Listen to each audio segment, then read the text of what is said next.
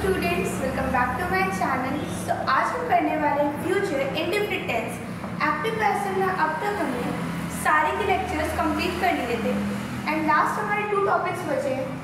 First future indefinite tense, और हमने इसे ऑलरेडी कर चुके हैं टेंस में, तो हमको टेंस तो इसका आता होगा। इसका मतलब एक्टिव बहुत ही इजीली बना सकते हैं। तो इसका एक्टिव क्या बनेगा? Subject plus will shell plus verb first form plus object, right.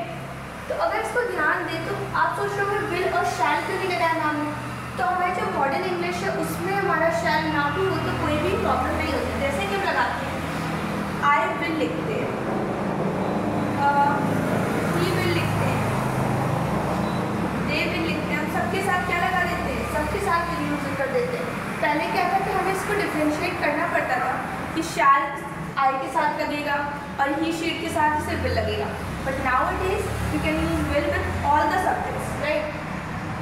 Next चीज क्या होती है? इसका पैसिव क्या बनेगा? इसका पैसिव बनेगा subject plus will be plus verb first form, sorry यहाँ ऑब्जेक्ट बनेगा plus will be plus verb third form plus by plus subject, right. इसका अगर नेगेटिव देखेंगे तो क्या बनेगा? Object plus will not be verb third form plus by plus subject. And इसका interrogative कैसे बनेगा? जैसे अब तक बन रहा था, विल आगे हो जाएगा object plus be plus verb third form plus by plus subject. And W is family plus will plus object plus be plus verb third form plus by plus subject. तो ये ओवरऑल हमारे future indefinite tense के हमारे structure है। तो अब हम देखेंगे इसके एग्जाम्पल, ताकि इसकी प्रैक्टिस से हम किसमें कोई कंफ्यूजन जो हो रही है वो ना हो, ठीक। तो इसका स्क्रीनशॉट ले लीजिए। Next is she will help me, तो इसमें ऑब्जेक्ट क्या है? मी, तो क्या हो जाएगा? I will be help by her. They will build a new house, तो अ न्यू हाउस का अगर सिंगल हाउस की बात होती है क्या हो जाएगा? A new house will be built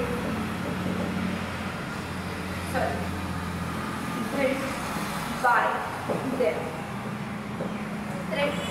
यहाँ पे क्या है? अ न्यू हाउस हमारा ऑब्जेक्ट है जो कि यहाँ पे आ गया, फिर विल के साथ बी लगता है, फिर verb third form bye plus subject, right. You will learn this lesson, तो क्या होगा? This lesson will be learn by you. I will buy a new car, तो क्या हो जाएगा? A new car will be by bought by me. Buy का क्या होता है? Buy, bought। फिर क्या हमारा? He will paint the wall, तो क्या हो जाएगा? द बॉल आगे आ जाएगा, the ball will be painted by him. Paint का paint, painted. Next the company will launch a new product, company क्या करेगी? एक न्यू प्रोडक्ट लॉन्च करेगी, तो क्या हो जाएगा? अ न्यू प्रोडक्ट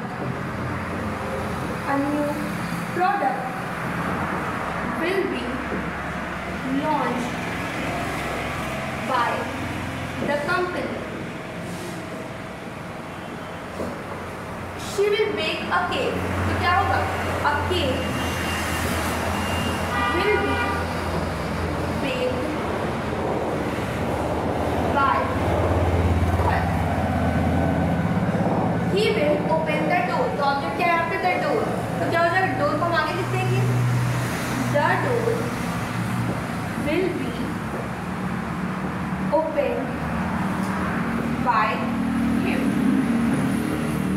Next, लेटर, तो यहाँ ध्यान दीजिए, तो यहाँ पे ऑब्जेक्ट 1 आ रहा है और ऑब्जेक्ट 2 आ रहा है, तो क्या करेंगे ऑब्जेक्ट 1 को, जब भी हमारे पास एक ऑब्जेक्ट 1 और ऑब्जेक्ट 2 आता है तो हम ऑब्जेक्ट 1 को एज ए सब्जेक्ट रख देते हैं, तो यू विल बी कॉल्ड। अब देखिए आपके ऊपर है ये, आपने इसको तो ऑब्जेक्ट को ऑब्जेक्ट 1 कर दिया, सब्जेक्ट 1 कर दिया, you will be called letter by me लिख सकते हो, या तो you will be called by me later, ये दोनों आप लिख सकते हैं। You will be called by me later, ये भी लिख सकते हैं, और इसको थोड़ा नीचे लिख देते हैं।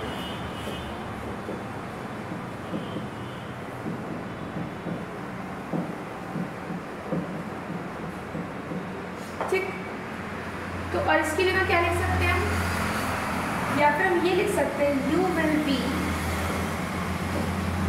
Called letter by me, right. इसमें क्या किया जाता है, ऑब्जेक्ट 1 को एज ए सब्जेक्ट रख देते हैं, ऑब्जेक्ट 2 को हम एज ए लास्ट में भी लिख सकते हैं, या फिर इसको सब्जेक्ट के बाद भी लिख सकते हैं, राइट। तो इसके दो प्रोसेस है, सेम आपका ये भी होगा, we will start the work soon, तो क्या बनेगा, यहाँ ये ऑब्जेक्ट 1 है और ये ऑब्जेक्ट 2 है, तो हम क्या लिख सकते हैं, the work will be started soon by us, right. तो ये हो गया इसका आंसर। इसको आप दूसरे तरीके से भी लिख सकते हैं, सून को लास्ट में कर देते हैं। तो ये ओवरऑल हमारे क्वेश्चन थे, जिसमें आपके 2 क्वेश्चन थे जो थोड़े से डिफरेंट थे, बाकी सारे सिमिलर थे। तो इससे आपको पता चला कि ऑब्जेक्ट 1 और ऑब्जेक्ट 2 जब एक साथ 2 ऑब्जेक्ट आ जाते हैं तो इस तरह से प्रोसेस करते हैं। तो इसका स्क्रीनशॉट ले लीजिए।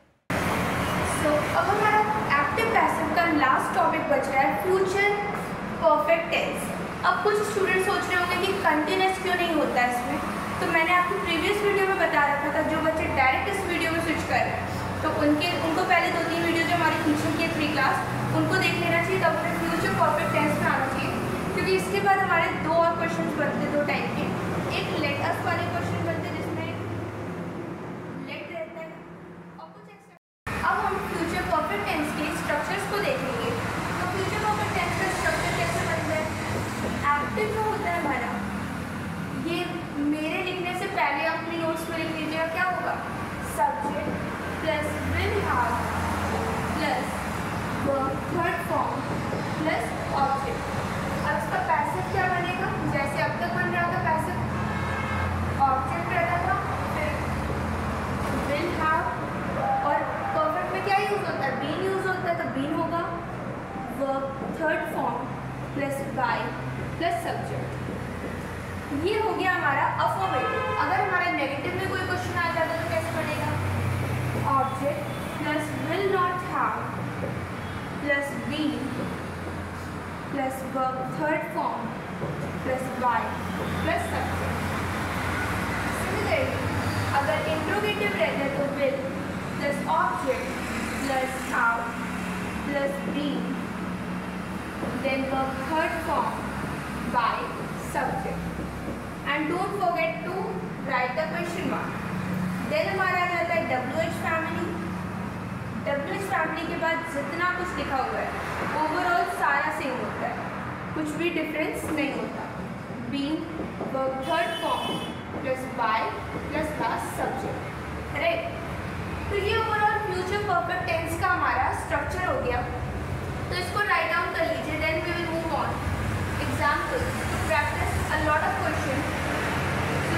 कंप्लीटेड हर स्टडीज, तो क्या हो जाएगा, her studies will have been, will have लगा हुआ है, बीन लग जाएगा, been completed by her, right.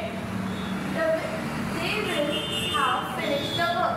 अब ध्यान दीजिए, they will have publish the book, तो क्या हो जाएगा, the book will have been, the book.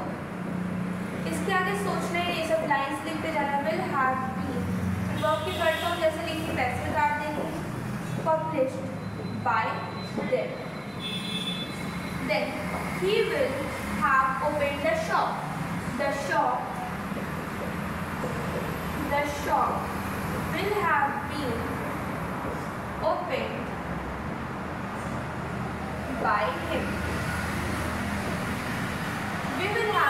achieved our goals. हम क्या कर लिए, हमने अपने goals achieve कर लिए हैं. अब goals will have been achieved by us. The manager will sign the documents. तो क्या होगा, the documents will have been signed by the manager. I will have posted the letter. तो क्या हो जाएगा, the letter will have been posted by, I का क्या हो जाएगा, me. Then she will have decorated the room. इसने क्या किया, डेकोरेट किया इसे, रूम को. The room will be decorated by her. Sorry, will have been where? Have been. We will have arranged the meeting. तो क्या हो जाएगा, the meeting will have been arranged by us. He will painted the wall. तो क्या होगा, the painted the wall. The wall will have been painted by him. They will have completed the project. उन सब ने क्या किया, project को complete किया. तो क्या हो जाएगा, the project will have been completed by them. ये हो गए हमारे ओवरऑल फ्यूचर परफेक्ट टेंस के एग्जाम्पल्स.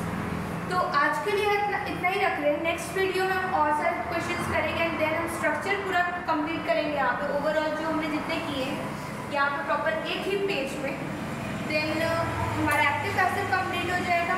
आज के लिए इतना ही. अगर आपको हमारी वीडियोस अच्छी लग रही है तो वीडियोस को लाइक कीजिए एंड ऐसी सेम वीडियोस के लिए हमारे चैनल को सब्सक्राइब कीजिए and don't forget to share the videos